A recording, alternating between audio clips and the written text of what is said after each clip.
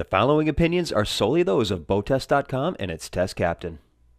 Hi, I'm Steve from BoatTest.com, and today I'm on one of the largest bow riders in class, the Sea Ray 350 SLX.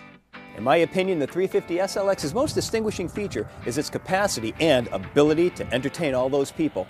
We're talking about an unprecedented 11 people facing forward while underway, 18 total capacity. Let's take a look at these seats. Let's start with the main gathering area first. Wraparound seating goes across the cockpit. With this aft rumble seat open, we've got a unique headrest for the people in the aft seats. To the starboard side, a double-wide love seat, and this is a good spot to point out the quality of the workmanship that goes into the upholstery. Multiple tones, bead welting, and look at this, bracelet stitching, and this is a theme that's carried throughout the 350 SLX.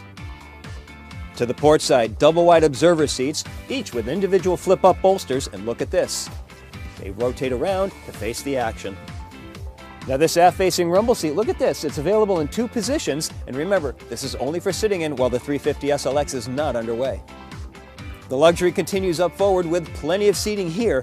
Starts at 4 feet wide and narrows down to 16 inches wide. Flip-down armrests, integrated armrests into the bulwarks, and ergonomic grab handles.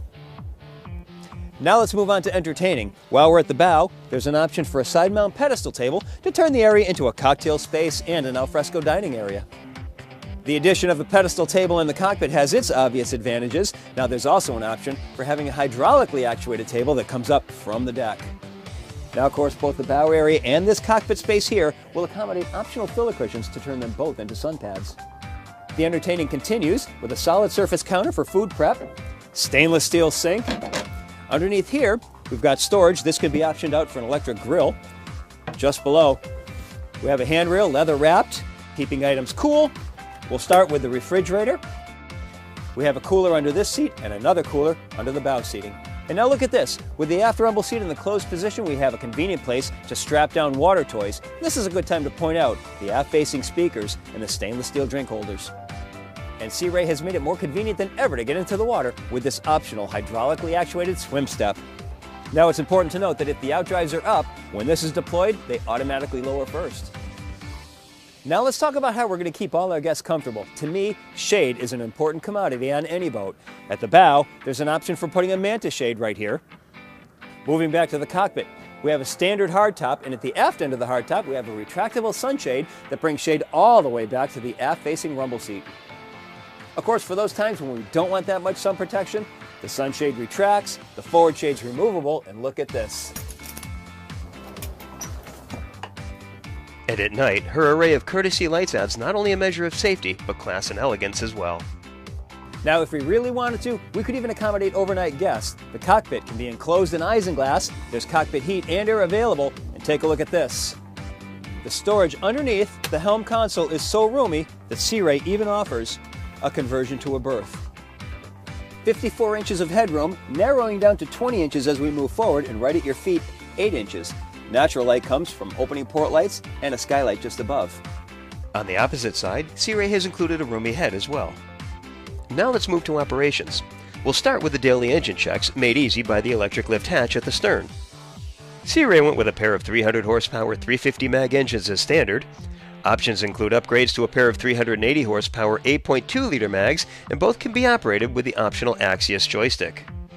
Well, clearly we've got enough room for getting in and around these engines, particularly for doing the daily engine checks, so there's no excuse for letting that go by. But more importantly, this entire compartment was made with the Quiet Ride technology. You can easily see the noise-absorbing technology going all around the engine hatch, and look at the front of the bulkheads. Plus, we've got full beam bulkheads. All this is designed to not only deflect the sound energy into the water, but keep it out of the passenger compartment. Underneath the hatch at the foredeck is a quick windlass with a through-the-stem anchor roller. The helm features a double-wide seat with two flip-up bolsters, so we have a second set of eyes looking forward. Nicely laid out helm that includes a moving map display, but the real action is over to the right of the helm area. Starting at the top, push-button controls for the engine start and stops, the remote control for the spotlight.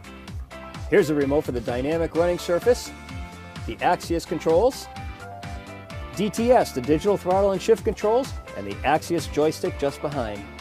The Sea Ray 350 SLX has a length overall of 34 feet 6 inches, a beam of 10 feet 6 inches, and a draft of 37 inches. With an empty weight of 13,000 pounds, 1 quart of fuel, and 2 people on board, we had an estimated test weight of 13,660 pounds. She turned in a top speed of 47.2 miles per hour, which produced a fuel burn of 50.2 gallons per hour. With the power pull back to best cruise, she was running at 27.8 miles per hour, which lowered the fuel burn to a combined 19.5 gallons per hour. That meant she could keep that speed up for nearly 7.5 hours and 205 miles while still holding back a 10% reserve of fuel. We reached planing speed in only 2.9 seconds, accelerated to 20 miles per hour in 4.4 seconds, and continued through 30 miles per hour in 6.2 seconds. Aside from the acceleration, nothing happens quickly in the 350, so she remains comfortable regardless of how heavy-handed her captain may be. Being a boat built around luxury and capacity, that's good news for her guests. We are equipped with the dynamic running surface, so once at cruise speed, the planes kick in to set our cruise attitude, which was nearly level. I found myself overriding the system and bringing the bow up just a little, but that's more of a personal preference. It did a great job of keeping us level, and that's important as most of the 350 seats are on the port side. When accelerating, the bow comes up a minimal 5 degrees, and that also has a lot to do with the dynamic running surface. She has a big boat feel when crossing wakes and remains solid throughout the ride. The SLX series was created to add luxury to the Sea Ray brand. The 350 SLX adds a boatload of entertaining along with the capacity to carry a lot of people. And that's my test and review of the 350 SLX from Sea Ray. For BoatTest.com, I'm Captain Steve. We'll see you on the water.